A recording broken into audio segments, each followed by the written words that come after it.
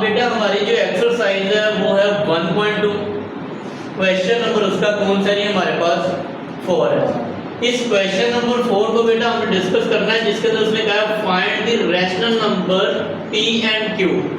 हमने दो rational number हैं, एक p है और एक है q। हमने p एंड q की बेटा हमने वैल्यू निकालनी है, हमने वो यहाँ से फाइंड करनी है। कहता है सच दैट, आपको मैं वैल्यू दे रहा हूँ 8 माइनस 3√2 डिवाइडेड बाय 4 प्लस 3√2। कहता है ये बराबर होगा p प्लस q√2 के। अब ऐसा नहीं है कि जो इधर से जब हम इसको सॉल्व करेंगे तो इधर p प्लस q आएगा, ऐसा नहीं।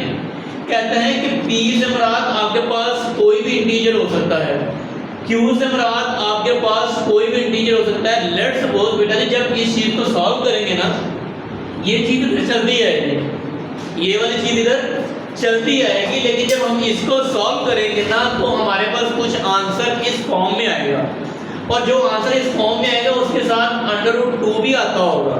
जब वो √2 आएगा तो उसके साथ जो नंबर होगा वो हमें ये बताएगा कि ये q की वैल्यू है, और जो इस वाली साइड पे जो नंबर होगा वो हमें बताएगा कि वो p की वैल्यू है। तो लेकिन हम अपने क्वेश्चन को सॉल्व करते हैं। सबसे पहले सॉल्व करते हैं, हम अपनी स्टेटमेंट को वैसे लिखते हैं 8 माइनस 3√2 डिवाइडेड बाय 4 प्लस 3√2। कहता है ये चीज बराबर होगी आपके पास p प्लस q√2 के। ठीक है, क्योंकि हमने p और q की वैल्यू को मालूम करना है, हमने p और q की वैल्यू को मालूम करना है। तो सबसे पहले ये जो इक्वल है ना, अब ये वाली लेफ्ट हैंड साइड में ले लेता हूँ। क्या कर लेता हूँ?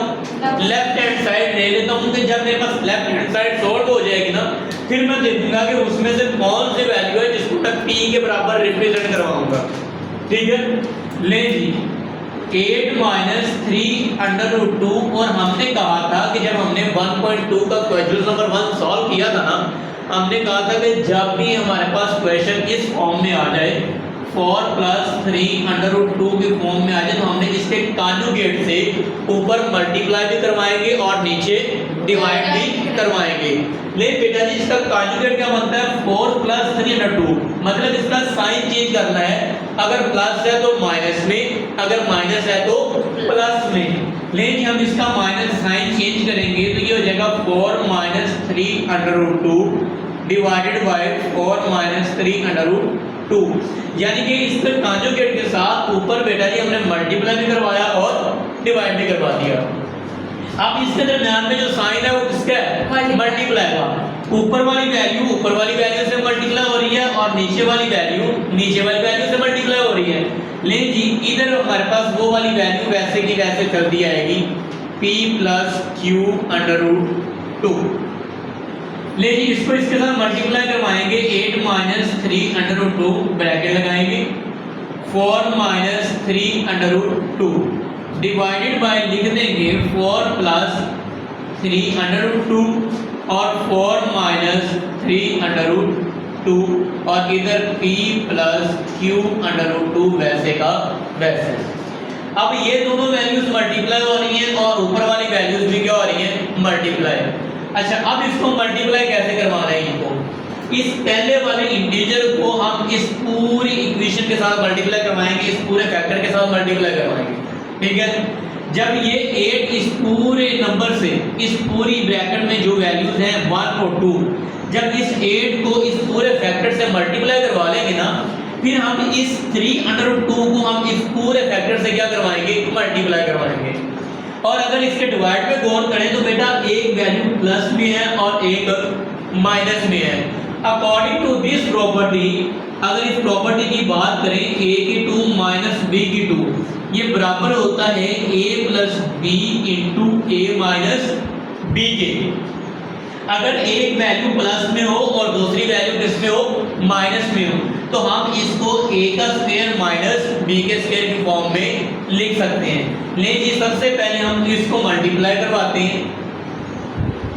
ठीक है जी, अब देखिए इस पहले 8 को हम इस पहले नंबर से मल्टीप्लाई करवाएंगे, फिर इस 8 को इससे मल्टीप्लाई करवाएंगे। जब ये इस पूरे फैक्टर से मल्टीप्लाई हो जाएगा, हम इस क्या करेंगे? इसको इससे करवाएंगे, फिर इसको इससे करवाएंगे। लेकिन 8 को जब 8 4 हमारे पास कितना होता है 32।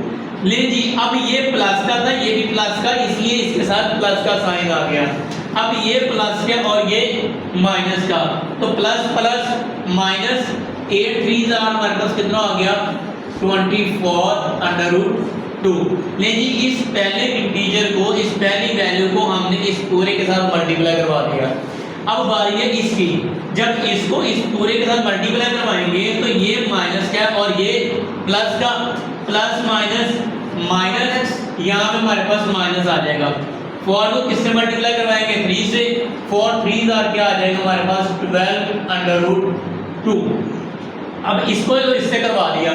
अब ये देखो, ये माइनस क्या और ये माइनस का, माइनस माइनस प्लस, अब 3 से मल्टीप्लाई होगा, √2 से मल्टीप्लाई होगा।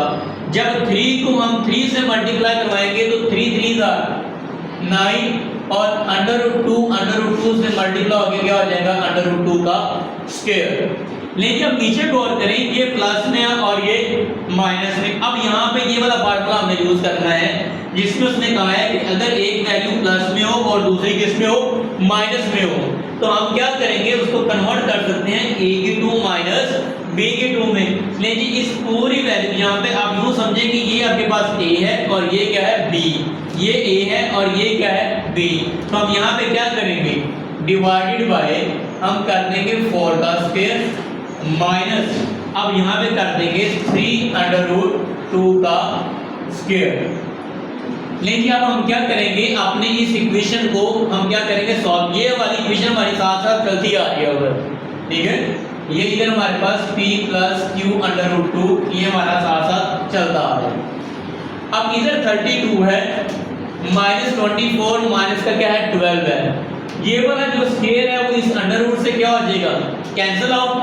32 को आप वैसे राइट करें, ये माइनस का 24 और ये माइनस का 12 है, यानी कि वैल्यूज क्या है सेम है, यानी कि ये भी है और ये भी है। अब ये माइनस का है, ये भी क्या है माइनस का, तो 24 और 12 हमारे पास कितना होता है माइनस का 36, माइनस का 36/2। अब जरा इसके ऊपर गौर करो, ये तो 2 से कैंसिल आउट हो गया और 9 के साथ क्या बच गया हमारे पास 2। अब 4 का स्क्वायर, अब इससे मतलब ये है कि 4 कितनी बार मल्टीप्लाई हो रहा है 2 बार, कितनी बार मल्टीप्लाई हो रहा है 2 बार। अब 4 को क्या करेंगे 4 से मल्टीप्लाई करवाएंगे। जब 4 को 4 से मल्टीप्लाई करवाया तो आपके पास क्या आ गया माइनस का 3। अब इस सारे का स्क्वायर अलग कर दो, इसका 3 का स्क्वायर भी और √2 का भी स्क्वायर। अब ये कैसे अलग किया है, अकॉर्डिंग टू दिस प्रॉपर्टी कि अगर a b सब की पावर n आ जाए तो हम इन दोनों की पावर्स को हम क्या कर सकते हैं सेपरेट कर सकते हैं। तो इस तरह ये वाली प्रॉपर्टी यहाँ पे अप्लाई की है, तो दोनों की जो पावर्स थी उनको हमने क्या कर दिया है सेपरेट कर दिया है। और इधर हमारे पास ये p + q/2 चलता आ रहा है। लेकिन 32 9 2 ये 36/2 वैसे का वैसे ही 9 2 हमारे पास कितना होता है 18 डिवाइडेड बाय 16 माइनस 3 3 9 3 3 9। ले जी, अब ये 2 इससे कैंसिल आउट और हमारे पास यहाँ पे क्या बच गया 2 और इधर p + q/2 वैसे का वैसे ही। लेकिन अब गौर करें, ये भी इंटीजर है और ये भी इंटीजर है, ये 32 है और ये कितना है 18, ये भी वैल्यू प्लस की है और ये भी वैल्यू प्लस की है। दोनों प्लस वाली वैल्यू को ऐड करवाएं तो हमारे पास कितना बनता है 50 माइनस 36/2 डिवाइडेड बाय 16। अब 9 को 2 से मल्टीप्लाई करवाएं तो हमारे पास क्या आ जाएगा 18।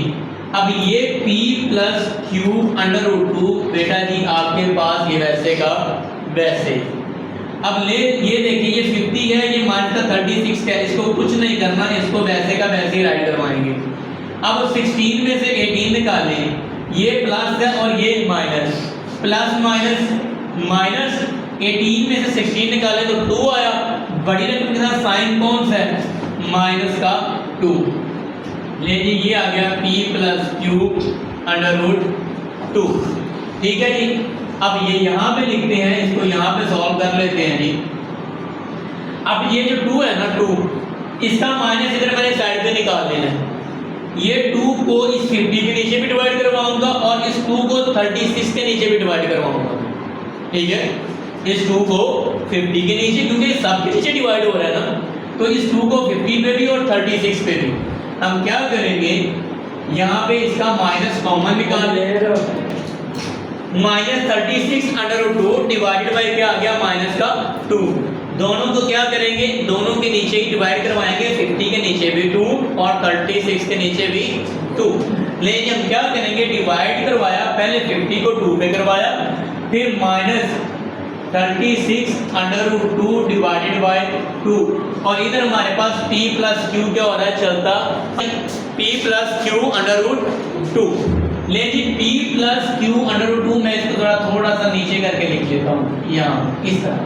अब देखते हैं, जब 50 को 2 पे डिवाइड करवाएंगे तो हमारे पास क्या आ जाएगा, 25, 2 1 2 और 2 8 16। अब ये माइनस के अंदर मल्टीप्लाई करवा दो, माइनस का 25 माइनस माइनस प्लस 18/2, और इधर क्या आ रहा था, p प्लस क्यू/2। लेकिन देखिए इधर का √2 आ गया और इधर का √2 मौजूद है। अब देखें p किसको रिप्रेजेंट कर रहा है, माइनस के 25 को, q किसको रिप्रेजेंट कर रहा है, 18 को। और उसने हमें कहा था कि आपने p की वैल्यू बतानी है, वो हमारे पास माइनस का 25 है, और जो q की वैल्यू है वो हमारे पास कितनी है जी, 18। लेकिन ये था हमारा क्वेश्चन जो हमने क्या किया, सॉल्व किया, जिसके अंदर हमने बतानी थी कि p की वैल्यू हमारे पास क्या है और q की वैल्यू हमारे पास क्या आती है। इस क्वेश्चन के अंदर हमने ये चीज देखी। पहले हमने किया था अपना क्वेश्चन नंबर 4, अब हम कर रहे हैं क्वेश्चन नंबर 5 का क्वेश्चन नंबर 1, जो नंबर 5 का क्वेश्चन नंबर 1, जिसके अंदर सबसे पहले इसकी स्टेटमेंट तो समझ लो कि इसकी स्टेटमेंट के अंदर वो बात क्या करता है, और इसकी स्टेटमेंट के अंदर में वो कहना क्या चाहता है। सबसे पहले आपने स्टेटमेंट को एनालाइज करना है। अब देखिए, एक नंबर दिया उसने 25, दूसरा दिया है 243, तीसरा दिया है 16, फिर उसने दिया है 8। अब इसको क्या कर सकते हैं, क्वेश्चन को देख के सबसे पहले एक बात ये समझ में आती है कि इसको बड़े प्यार और एहतराम के साथ हमने नीचे उतारा। 243 3 की power 5 divided by 16, 5 divided by 4 multiply by 8 और 4 डिवाइडेड बाय 3। पहले हम क्या करेंगे, 25 की तजज़ीह करेंगे, फैक्टराइजेशन, फिर 243 की हम क्या करेंगे, फैक्टराइजेशन, फिर 16 की हमने क्या करनी है, फैक्टराइजेशन, और फिर क्या करनी है 8 की। अगर 25 की हम यहाँ पे फैक्टराइजेशन करें, इधर साइड में मैं आपको करके दिखाऊं, 25 तो 5 5 25 और 5 1 5, तो इस 25 को क्या हम 5 की पावर 2 ना राइट कर दें यहाँ पे, और फिर सारे की पावर वैसे की वैसे मल्टीप्लाई बाय, अब 243 का नंबर आ गया। इस 243 की अब हमने तजज़ीह करनी है, यहाँ पे हम साइड पे कर लेते हैं फैक्टराइजेशन इसकी। 243 सबसे पहले ये देखिए कि जो 243 है ये किस टेबल पे जा रहा है, लास्ट में हमारे पास ऑड नंबर है, तो इसका मतलब है कि ऑड पे जाएगा। 3 है, 3 पे करते हैं जी, 3 8 24, 3 1 3, 3 2 6, और 2 को कैरी किया तो हमारे पास क्या हो गया 21, और 3 7 21, 3 9 27, 3 3 9, और 3 1 3। इसका मतलब है कि 2 3 हमारे पास कितनी बार आ गया, 1 2 3 4 5। हम 243 को यहाँ पे लिख सकते हैं 3 की पावर 5, और फिर इस सारे की जो पावर है बाई वो लगा देंगे, डिवाइडेड बाय। इसी तरह हम क्या करेंगे, 16 की तजज़ीह करेंगे, 16 की फैक्टराइजेशन करेंगे। ले जी 16 की कर लें, 2 8 16, 2 4 8, 2 2 4, और 2 1 2। इसका क्या मतलब है कि 16 को हम राइट कर सकते हैं 2 की पावर 4 और 3 डिवाइडेड बाय 2। इस 8 के ऊपर गौर करो, यहाँ से 8 की भी तो तजज़ीह हुई है ना फैक्टराइजेशन, तो मैं 8 को लिखना लूँ 2 की पावर 3 और 4 डिवाइडेड बाय 3। लेकिन फैक्टराइजेशन करने के बाद आपका क्वेश्चन समझे कि सॉल्व हो गया, सिर्फ आपने सिर्फ थोड़ा सा माइंड का यूज करना है, ठीक है। अब देखें 5 की पावर 2 है, ये वाला 2 इस 2 से कैंसिल आउट, ये वाला 5 इस 5 से कैंसिल आउट, ये हमारे पास क्या है 2 की पावर 4, और यहाँ पे मिस्टेक से हमारे पास लग गई है, जो पावर है वो ऊपर वाली लग गई है, जबकि पावर थी 5 डिवाइडेड बाय 4। तो देखिए ये वाला 4 इस 4 से कैंसिल आउट, और जो ये वाला 3 है वो इस 3 से कैंसिल आउट। यानी बाकी जो हमारे पास वैल्यूज बचेंगी हम उसको वैसे राइट कर लेंगे, 5 की पावर 3 मल्टीप्लाई बाय 3 की पावर 3। अब यहाँ पे 2 है और इसकी पावर क्या बच गई है 5 मल्टीप्लाई, यहाँ पे 2 है, इसकी पावर क्या बच गई है 4। लेकिन 5 को 3 बार मल्टीप्लाई करवाना है। जब आप 5 को 3 बार मल्टीप्लाई करवाएंगे तो आपके पास 125 आएगा। लेकिन 125 और 3 को जब 3 बार मल्टीप्लाई करवाएंगे तो 27, 2 को जब 5 बार करवाएंगे, यहाँ पे कितनी बार है 4 बार, तो हम 5 बार करवाएंगे तो तुम्हारे पास क्या आ जाएगा 32, और 2 को जब 4 बार करवाएंगे तो हमारे पास क्या आ जाएगा 16।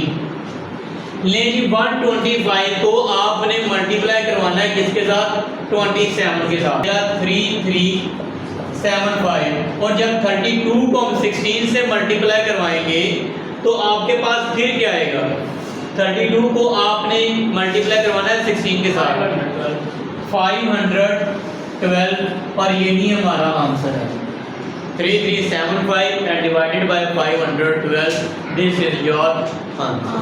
लें जी।